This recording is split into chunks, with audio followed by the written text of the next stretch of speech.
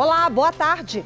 Quando pai ou mãe toma atitudes para colocar a criança ou adolescente contra o outro genitor, isso é considerado alienação parental. Em 2010 foi sancionada a lei que trata do tema, mas recentemente essa norma foi atualizada para buscar uma maior proteção da criança e também da convivência da criança com os genitores. No Jornal da Justiça de hoje, vamos saber o que muda com essa atualização, mas esse é apenas um dos destaques do dia. Vamos aos demais. Justiça Federal em Sergipe nega pedido de prisão dos 3 policiais rodoviários federais envolvidos na abordagem que resultou na morte de Genivaldo Santos. Supremo Tribunal Federal remete processos contra ex-ministro da Educação à Justiça Federal. E ainda, STF rejeita habeas corpus contra a decisão que submeteu Rony Lessa ao Tribunal do Júri pela morte de Marielle Franco.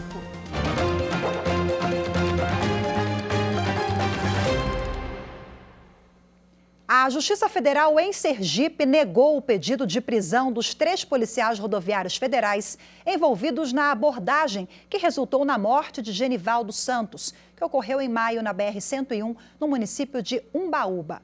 O pedido foi feito pela defesa da família da vítima, mas a Justiça considerou prejudicado o pedido, já que nesta fase da investigação, apenas a autoridade policial e Ministério Público Federal podem pedir a prisão.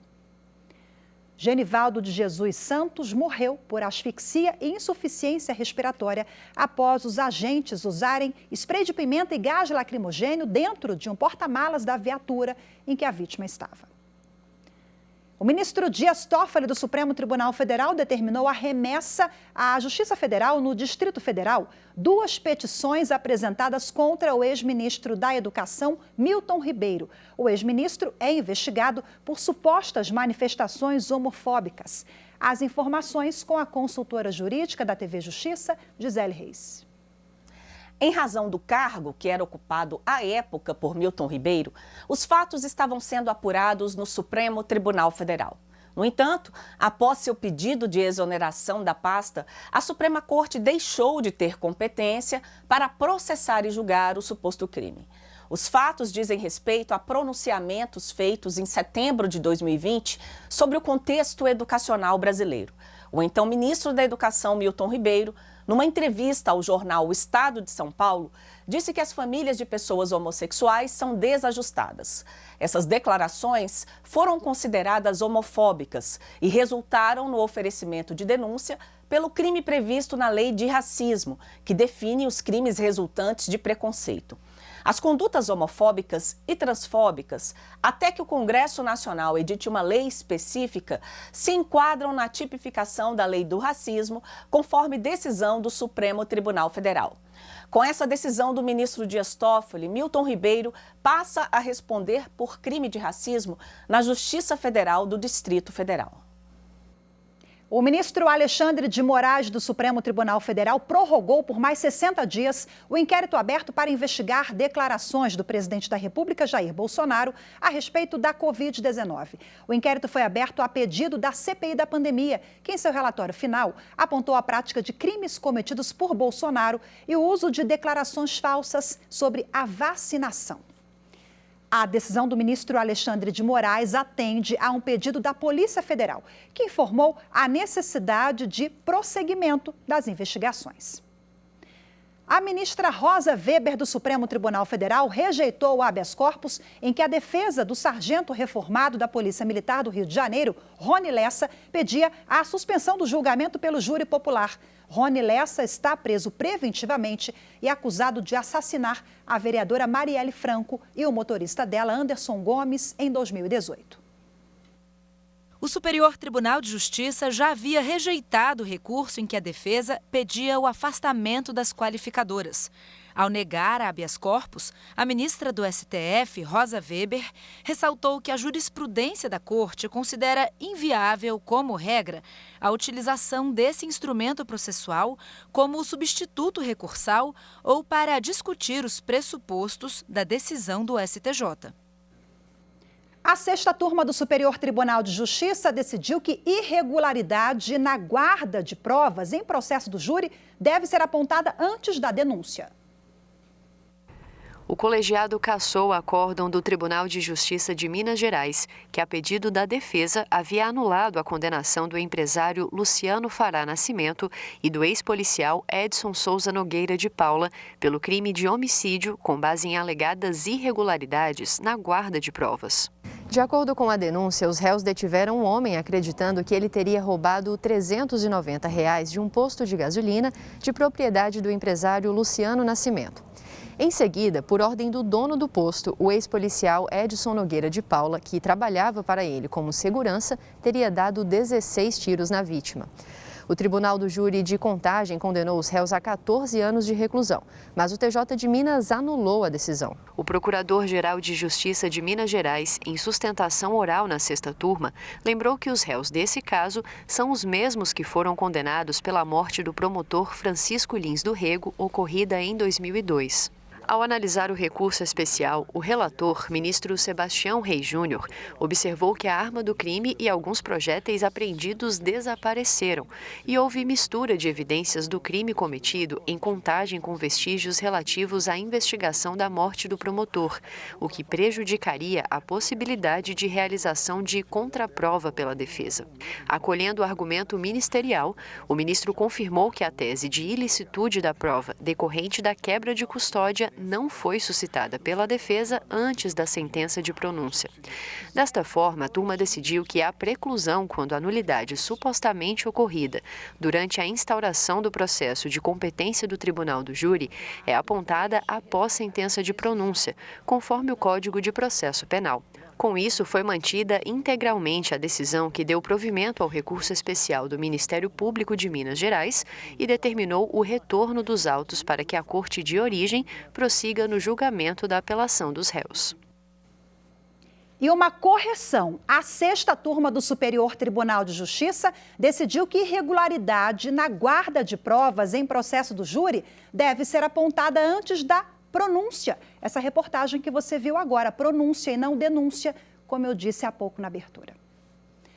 O Pleno do Superior Tribunal de Justiça estabeleceu prazo máximo de 5 minutos para sustentações orais em agravos regimentais nos processos de direito penal em tramitação na Corte Especial, na terceira sessão, na quinta e na sexta turma. O entendimento é válido até o regulamento do artigo 160 do Regimento Interno.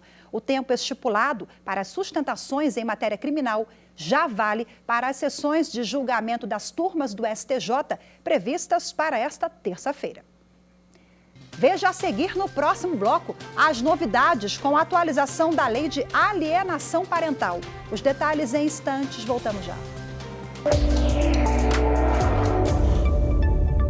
Nós, advogados, temos uma missão em comum com o jornalismo da TV Justiça, que é justamente levar o conhecimento jurídico para toda a população brasileira, pautado pelos princípios da clareza e também o princípio da acessibilidade à justiça.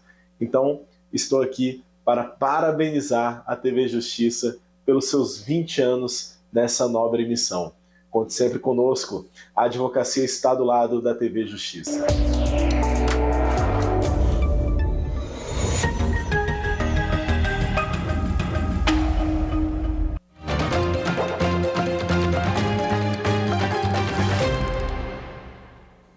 O ministro André Mendonça, do Supremo Tribunal Federal, manteve ordem de desocupação no aeródromo do Distrito Federal. O tema chegou ao Supremo depois de uma associação reclamar do entendimento da Justiça que determinou a reintegração de posse do imóvel ao patrimônio público do DF. A Associação do Aeródromo Botelho, como é conhecido, recorreu ao STF contra a decisão da 4ª Vara da Fazenda Pública do DF, que determinou a reintegração de hangares à Terracap, Agência de Desenvolvimento do Distrito Federal. A associação alegou que a reintegração deixaria os ocupantes desabrigados e desprovidos do local onde exercem atividade, como aeroporto executivo, além de ir contra uma determinação do Supremo, que suspendeu desocupações e despejos, inclusive em área rural, em razão do estado de emergência por conta da pandemia da Covid-19. O ministro André Mendonça negou seguimento à reclamação apresentada, alegando que, como não se trata de população vulnerável, a decisão da Justiça da capital do país não tem relação com a ordem do Supremo de suspender desocupações coletivas durante o período pandêmico. Na decisão, o ministro também pontuou que houve desvio da finalidade agrícola do arrendamento rural celebrado há vários anos, de atividades aeroviárias em desacordo com as normas legais. O aeródromo fica em uma área rural do DF, que foi arrendada a um particular que recebeu apenas autorização para exploração agrícola. Agora vamos falar sobre alienação parental. A lei da alienação parental ela é de 2010 e foi criada para proteger crianças e adolescentes do pai ou da mãe que tenta colocar o menor contra o ex ou a ex. Recentemente, essa lei foi atualizada para aumentar a proteção dos menores. Este homem diz que a ex-mulher não aceita a separação e, por isso, ela faz várias acusações contra ele ao filho do casal de 6 anos. Só o nosso relacionamento terminar, que ela começou a dificultar de várias formas o meu convívio com ele. Desde não estabelecer visita, desde entrar na justiça pedindo guarda unilateral, alegando uma série de coisas que ela não pôs uma prova. Por causa da atitude da ex, o homem entrou com um processo na Justiça de alienação parental contra a ex-mulher. Mesmo assim, o problema foi se agravando cada vez mais. E ela passava vídeos para o meu filho de violências com crianças e imputava aquele vídeo como se fosse uma cena que ele tinha vivenciado. Geralmente, a alienação parental começa após a separação do casal. Quem ficou inconformado começa a desqualificar o outro para tentar romper os laços do filho com o ex ou a ex. A alienação parental não é só praticada pelo pai ou pela mãe, mas também por qualquer outro parente que tenha alguma autoridade sobre a criança ou adolescente. Segundo esta psicóloga, a alienação parental acontece em momentos de raiva, sem pensar no bem-estar da criança e nas consequências que essa atitude pode provocar.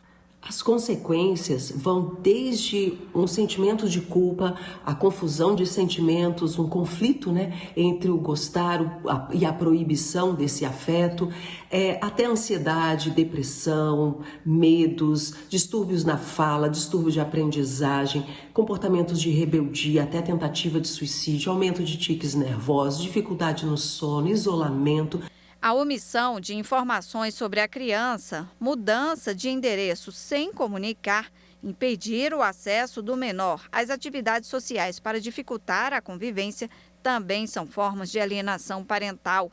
Uma pesquisa foi realizada pelo Programa das Nações Unidas em mais de 2,5 milhões de processos de divórcio entre 2015 e 2021. Entre as separações, 1.200.000 foram consensuais e 1.100.000 litigiosas, ou seja, sem acordo entre o casal. Desses 3.300 processos de separação litigiosa, os filhos sofreram com alienação parental. A Lei da Alienação Parental de 2010 foi criada para proteger as crianças e evitar a exposição do menor a esses problemas. Recentemente, a lei sofreu uma atualização, entre elas de promover uma escuta dos jovens vítimas da alienação parental em ambientes apropriados e mecanismo para agilizar o processo na Justiça. E para repercutir o tema, eu converso agora ao vivo de forma remota com o advogado Paulo Eduardo Akiyama. Boa tarde, seja muito bem-vindo, doutor Paulo. Boa tarde, Rafaela, muito obrigado. Bom, a gente mostrou um pouquinho agora na reportagem, os avanços da legislação. A lei de alienação parental ela é de 2010. Esse ano tivemos umas mudanças, pequenas mudanças, mas na prática elas são significativas, para minimizar os danos às crianças e adolescentes, doutor Paulo. Sim, evidentemente. A atualização era necessária para a lei da alienação parental para trazer no dia de hoje, principalmente depois da experiência da pandemia, no início da pandemia, onde todo mundo ficou com isolamento e houveram muitos casos de alienação parental à época. Então, esses pequenos detalhes de um ambiente aconchegante, essa criança num local onde ela se sinta segura para falar o que está acontecendo, tudo isso faz a diferença até na qualidade desse depoimento, da fala dessa criança, né? Na verdade, essas mudanças trouxeram a Lei 13.431 de 2017, a qual ela normatiza a forma de depoimento especial da criança que é vítima de violência doméstica ou abuso sexual. Porém, alguns psicólogos discutem esse tipo de depoimento, se será válido ou não no caso de atos de alienação parental. Teremos somente uma resposta futura com a prática disso. Mas, infelizmente, o que entendemos também é que o nosso judiciário ele não está aparelhado para poder atender a demanda de crianças que sofrem atos de alienação parental nesse tipo de depoimento. Falando em aparelhamento do Estado, como é que a lei trata, ou juridicamente nós temos alguma regra nesse sentido, da proteção das crianças e adolescentes frente àqueles divórcios e, sobretudo, o processo litigioso, que demora muito tempo, a gente sabe que eles acabam se arrastando por mais tempo, e a criança fica no meio daquele fogo cruzado, isso impacta também, né, no bem-estar daquela criança que sofre alienação parental. Sim, exatamente. Os pais que estão no litígio de divórcio, tá, eles têm que entender que a criança não é um bem próprio, não é um objeto ao qual você vai discutir com quem fica, com quem vai. Tá? Não existe essa divisão. A criança é o ser que adveio de uma relação amorosa desse casal, no momento que eles estavam muito bem entre eles, tá? E não poderia ser utilizada essa criança como objeto de discussão ou de vingança de um com o outro. O que esse pai ou essa mãe deve fazer, quem procurar, quando perceber indícios de que tem alguma coisa errada ali, de que ela está sendo privada, esse pai ou essa mãe, da convivência do filho, de que o filho está ouvindo conversas inadequadas ali sobre a postura, enfim, falando mal do ex-companheiro, a criança fica ali, escuta, traz alguma questão, a criança geralmente fala, o corpo fala, a gente diz isso, né? Essa criança dá sinais. O que esse responsável deve fazer? Infelizmente, vamos ter que judicializar isso, né? Porque esse responsável, ele poderia até tentar uma conversa com a outra parte, mas se há um litígio entre eles, dificilmente esse diálogo vai existir.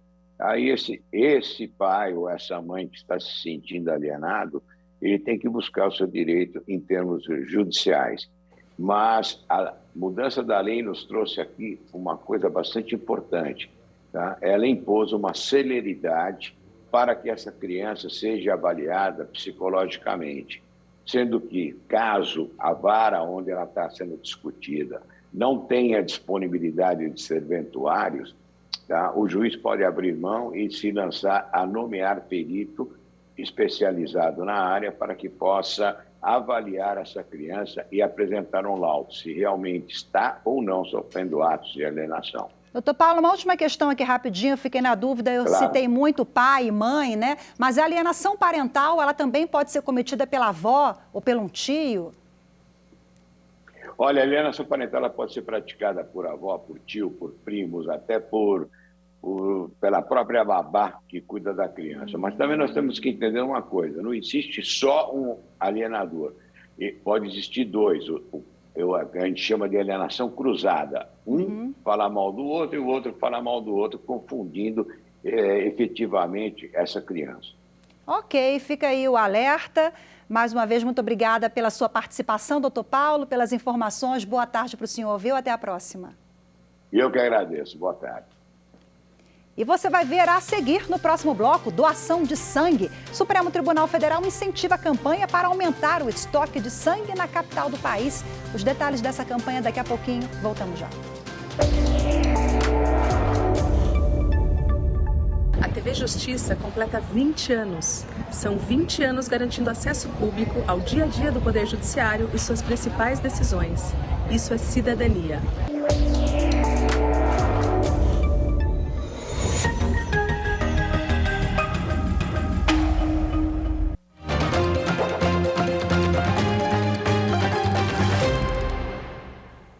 Daqui a pouco, às 14h, tem sessão extraordinária do Conselho Nacional de Justiça. E a data de hoje marca a passagem dos 17 anos de funcionamento do CNJ. Na mesma data, em 2005, conselheiros e conselheiras fizeram a sessão inaugural para discutir e aprovar o regimento interno do órgão e para criar as comissões. Na sessão de hoje, os conselheiros devem analisar 3 atos normativos da relatoria do presidente do CNJ, ministro Luiz Fux, que tratam da realização de videoconferências no judiciário, do acesso à justiça a pessoas excluídas digitais e da realização prévia de análise de impacto regulatório em atos do CNJ que obriguem tribunais a criarem ou a ampliarem banco de dados, comitês e órgãos. A sessão será transmitida pelo canal do CNJ no YouTube. E hoje é comemorado o Dia Mundial do Doador de Sangue. E o Hemocentro de Brasília realiza a campanha Junho Vermelho. O objetivo é fazer com que a população faça a doação voluntária e contribua com os estoques do Banco de Sangue da capital do país. O Supremo já aderiu à campanha e convida os funcionários do tribunal para doar. Maria Luísa é doadora de sangue há 5 anos e, se depender da voluntária, o gesto de doar vai seguir por muitos anos. Eu sempre achei muito importante porque o sangue é uma coisa própria do nosso corpo, que se renova, que a gente produz. E muita gente precisa, né, e falta. Hiroshi também é um dos voluntários do Hemocentro de Brasília. Doador frequente há 15 anos, ele já se sente em família com a equipe. A gente pode não ter tudo para poder salvar uma vida, mas a gente pode completar com o nosso sangue a salvação da vida de alguém. Na semana em que é comemorado o Dia Mundial do Doador de Sangue, o Hemocentro de Brasília conta com a campanha Junho Vermelho. Assim como a Maria Luísa e o Hiroshi, militares do Corpo de Bombeiros do DF e da Aeronáutica fizeram questão de doar. Uma apresentação da Orquestra Sinfônica da Força Aérea Brasileira despertou a sensibilidade dos voluntários. Para a campanha do Dia Mundial do Doador de Sangue deste ano, o slogan Doar Sangue é um ato de solidariedade, tem como objetivo chamar a atenção de mais pessoas para a importância que a doação voluntária desempenha para salvar vidas. De acordo com a gerente de captação de doadores do Hemocentro, o estoque da fundação está baixo, principalmente com os tipos sanguíneos O positivo, O negativo, B negativo e AB negativo. Para ser um doador, é preciso levar documento de identidade com foto, estar em boas condições de saúde, ter entre 16 a 69 anos de idade. O intervalo entre doações de sangue é de 90 dias para mulheres e 60 para homens. É preciso ter mais de 50 quilos, não estar em jejum, não ter ingerido bebida alcoólica nas últimas 12 horas, não fazer uso de medicamentos contínuos como anti-inflamatórios e antibióticos. As mulheres grávidas ou que amamentam também ficam proibidas. Não pode estar com nenhuma doença, portanto, ou com algum sintoma. Agora a gente está passando aí por um inverno antecipado, por essa onda de frio. A taxa de Covid está voltando a crescer. Então é importante que as pessoas não estejam em uso de remédios contínuos. O Supremo Tribunal Federal vai participar da campanha e levar funcionários amanhã para doar sangue. Ajudar a salvar vidas é, sem dúvidas, um dos gestos mais importantes ao próximo. E como forma de incentivar essa prática ao longo de todo o ano, governos municipais, estaduais e federais têm criado leis que acrescentem benefícios a quem doa sangue com frequência. Se você é funcionário de uma empresa e trabalha com registro em carteira, por exemplo, a lei garante um dia de folga por ano. Quem conseguir efetivamente doar e for seletista, ou seja, um empregado que está regido pela CLT, ele tem direito a um dia de folga a cada 12 meses. No regime estatutário do servidor público não existe uma limitação. Caso o candidato venha e não possa doar por algum motivo, ele vai fazer jus ao atestado de comparecimento, ou seja, o que vai isentá-lo ou justificar, na verdade, aquele período do trabalho. É um ato de amor, né, de solidariedade, doação de vida. Então, bora colaborar com os estoques de sangue de todo o país? É só procurar a unidade mais próxima da sua cidade e seja um doador. Fica a dica, a reflexão. Hoje ficamos por aqui. Muito obrigada pela sua companhia. Uma ótima tarde. Boa tarde a vocês todos e até amanhã temos um encontro marcado. Eu espero vocês. Tchau.